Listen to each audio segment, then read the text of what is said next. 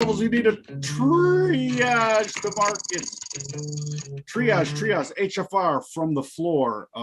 Mistrade canceled. Matt Davio. 4th of July weekend upon us. Matt, what am I? Yeah, bingo. I got. Matt, I wanted to point out right away. You have a nice micro beer going. I'm going with the macro. And PBR, by the way, saved by the hipsters in Portland.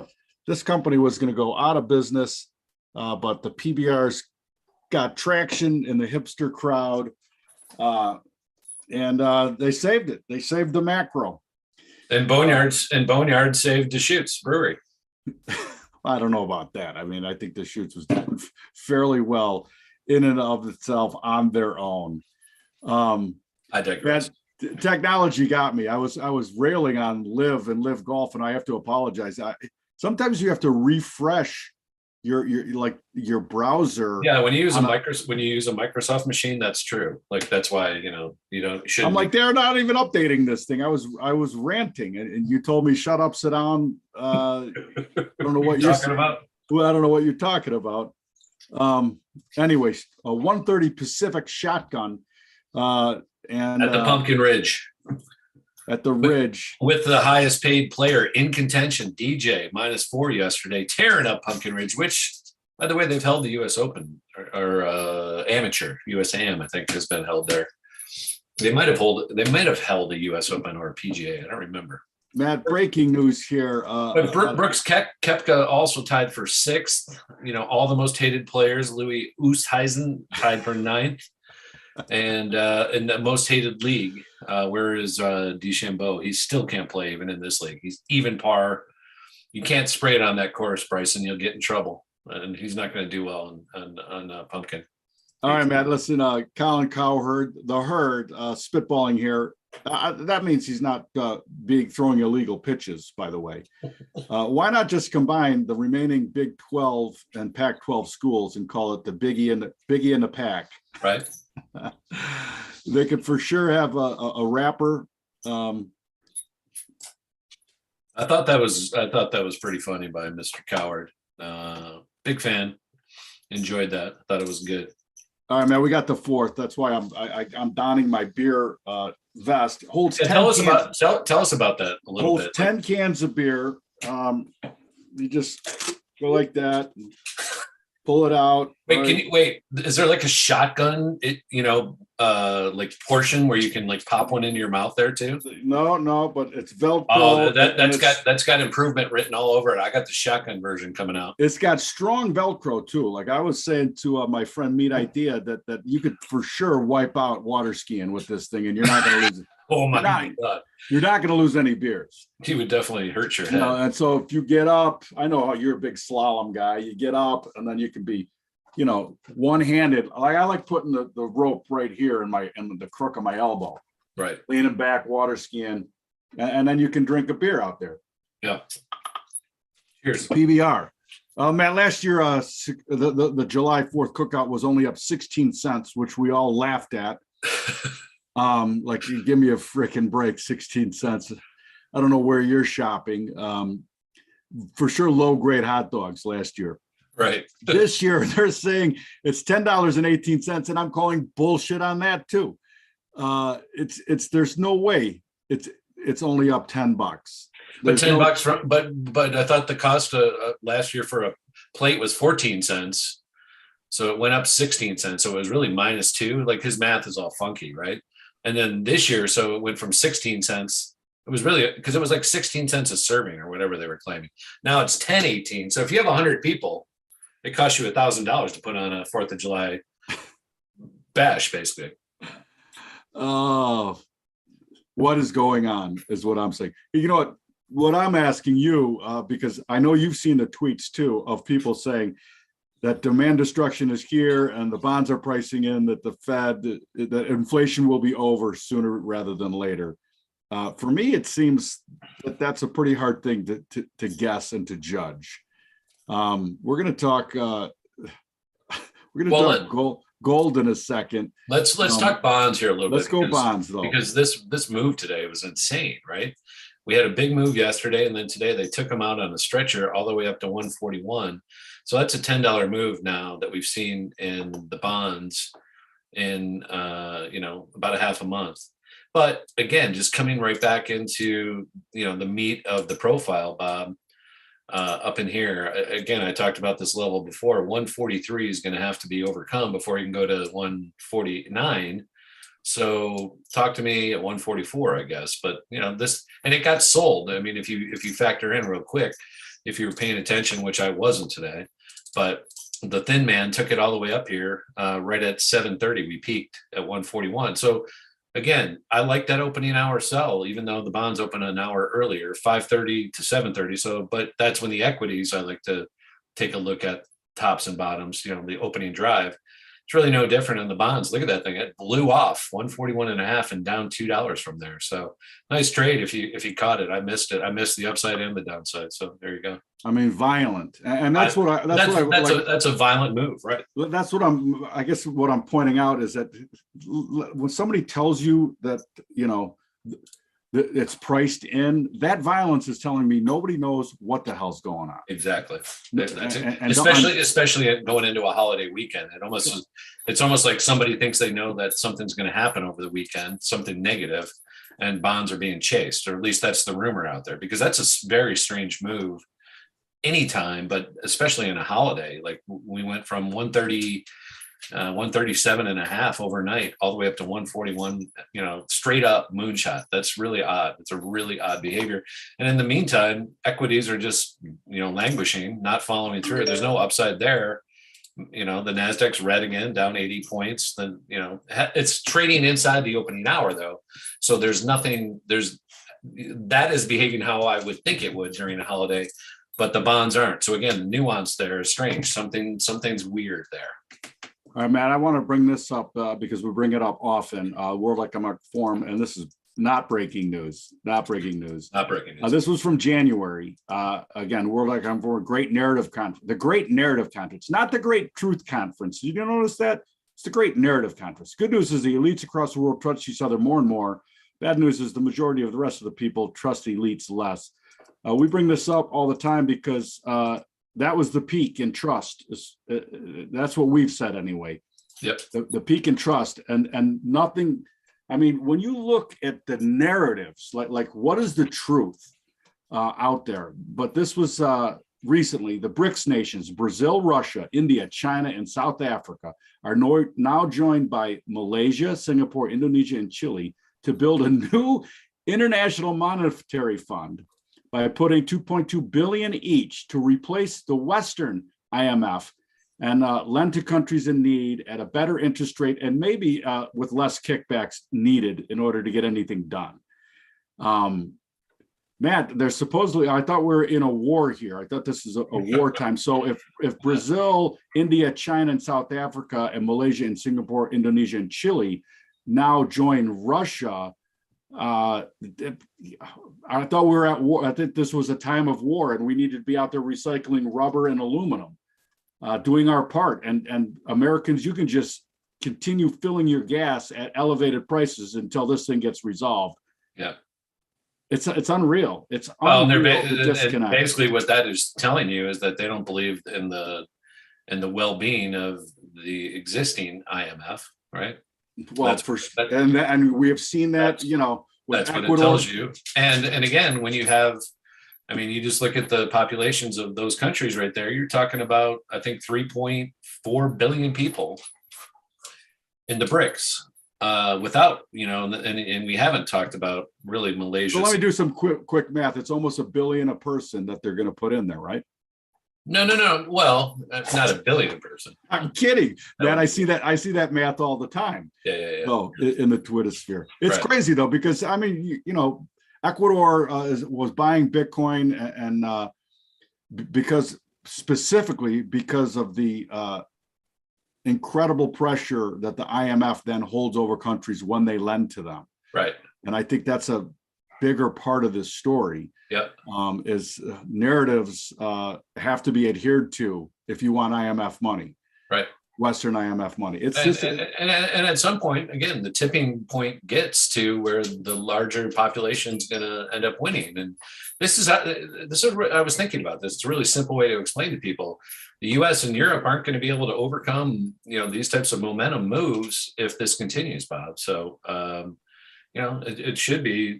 This is definitely long-term concern. Like you should be writing your congressperson demanding change and stopping talking about woke subjects, because this is the stuff that's going to bring down the country, not whether or not you believe in alphabet soup month. Now that that's over, now what? Like, okay, now we're done with the alphabet soup month and we can move on.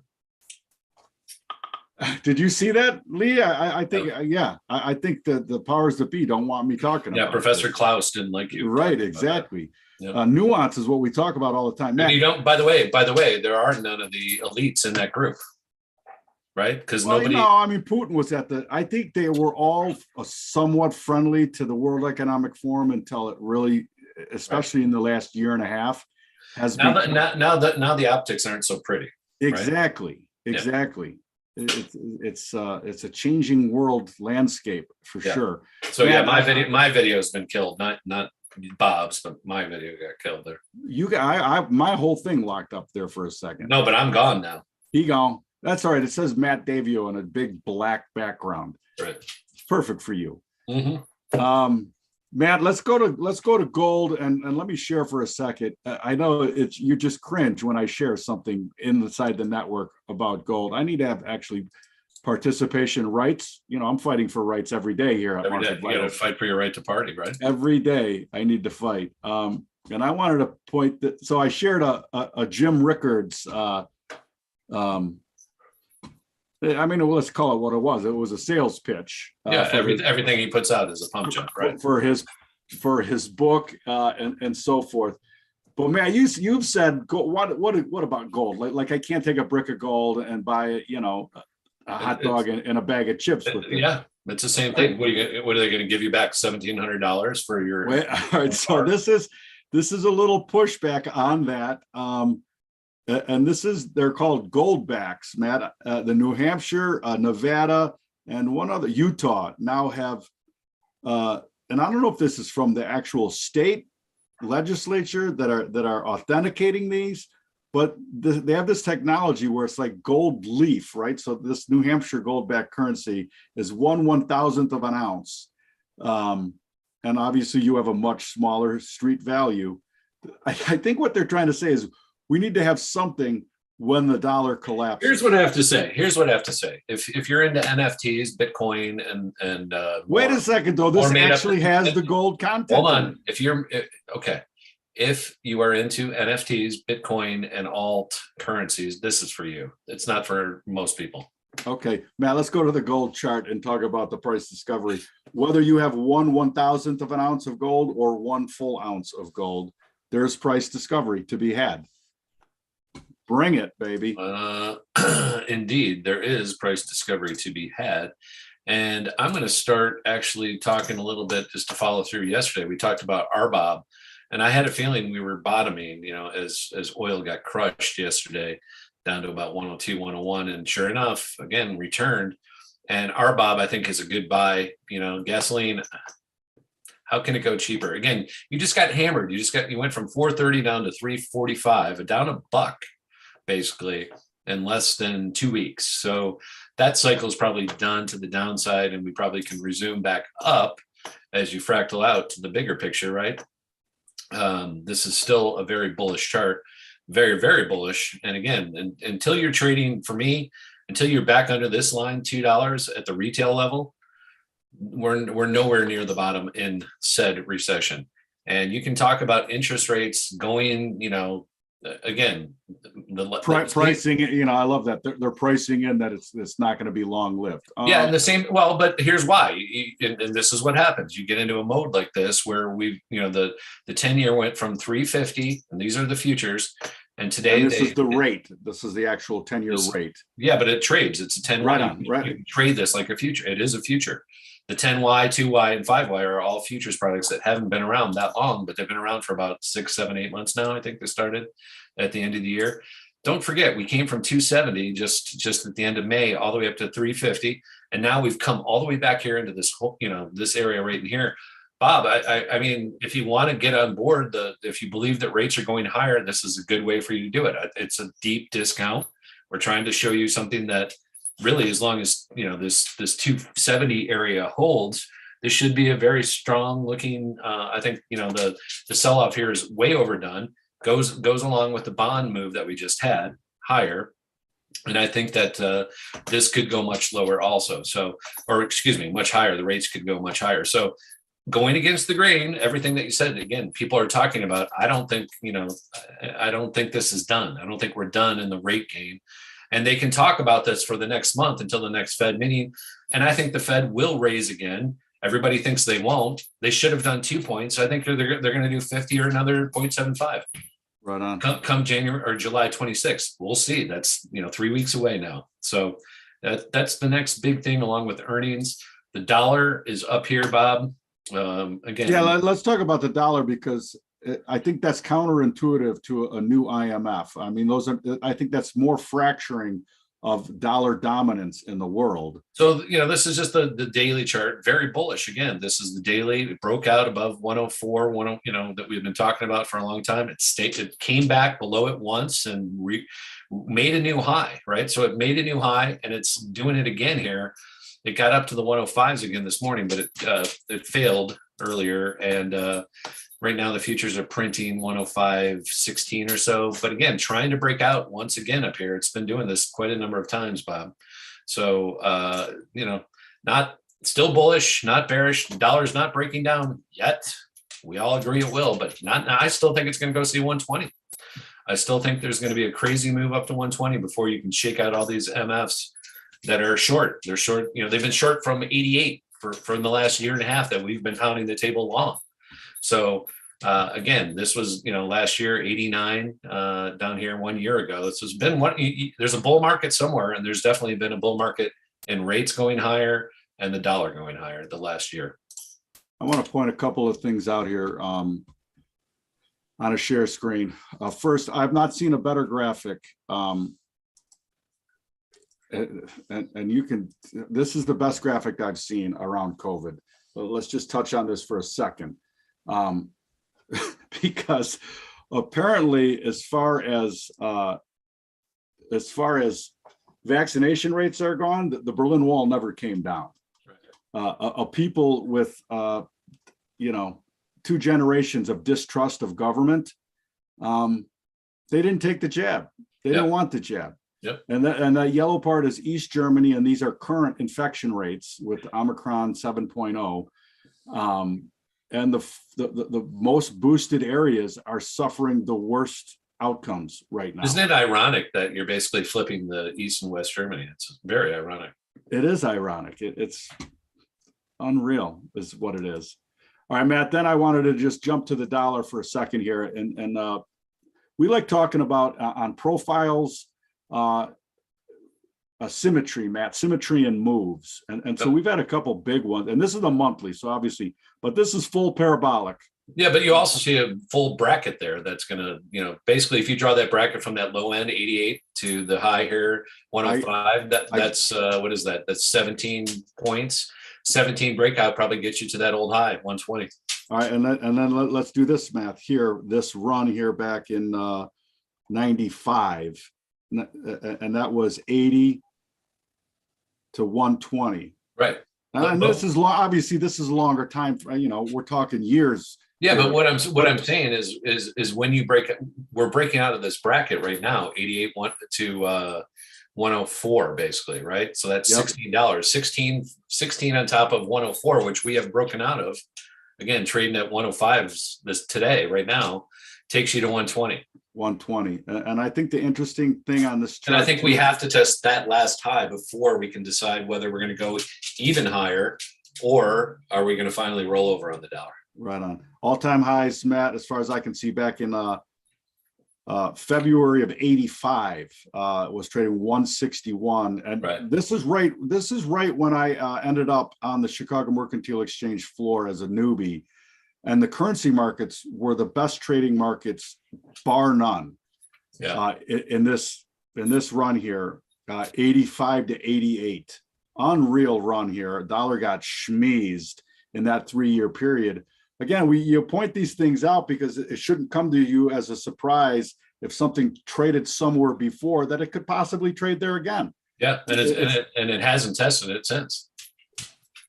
And markets, there's a rhythm. There's a rhythm in markets that prices have to go test again. They do, and it can take 40 years like this, especially. All right, Matt. And again, when you see this headline here, these are the backdrops of the. But this is what I'm talking about, nuance. This seems counterintuitive. Like, why would the dollar rally so hard? Right. If a bunch of these countries, a bunch of the population of the world is stiff arming the Western, I don't know what the new International Monetary Fund is going to be. What currency is the 2.2 billion each going to be in? Right. Like, Matt, you're the bank. If you're in China, are you sending them $2.2 billion or are you selling $2.2 billion dollar worth of yuan? Right. Yuan on yuan. Great basketball story for you. All right, Matt, that's what we got. We want to do a quick one today. We want to wish everybody a happy 4th of July. Be careful, man. Save your fingers. More fingers get blown off this weekend than any other time of year. And I'm going to say it again. A nice, big, fat cigar. I mean, big, fat cigar. The only way to go while lighting fireworks. And get yourself some Shrimp Mojo. It's probably too late. You should have it in the arsenal for your grilling festivities. Matt, be careful out there. After I blew up my hand as a kid, putting fireworks, wildcats into frogs when I was a kid, I kind of quit. I kind of quit it when I was 12. Yeah, because there's a big it actually scared a big frog in the sky waiting for you to pass away. And it actually scared the dickens out of me because I was still a pretty, in my mind, I was a pretty good baseball pitcher at 12 or 13. So when my hand almost blew up, I was like, holy shit, my career might be over. Because it literally broke my hand, Bob. It broke my hand. All right, that's what we got. Please join us at marketvitals.io. Please share, retweet, plagiarize. Far and wide. Visit Amazon.com and search for Shrimp Mojo and buy some rub. And Matt, how about we got some other stuff in the works, huh? Yep. Huh? Yeah, I'm ready for it. That's it, baby. That's all the teas that you get. I'm ready. All right, Matt, thank you so much. Thank you, Lee. Happy 4th of July. Be careful out there. By the way, you just went Elmer Fudd on me? Be careful. Be careful out there. Be very, very careful. Very, very careful. I'm hunting rabbits. Right on, baby. Take it easy. Cheers.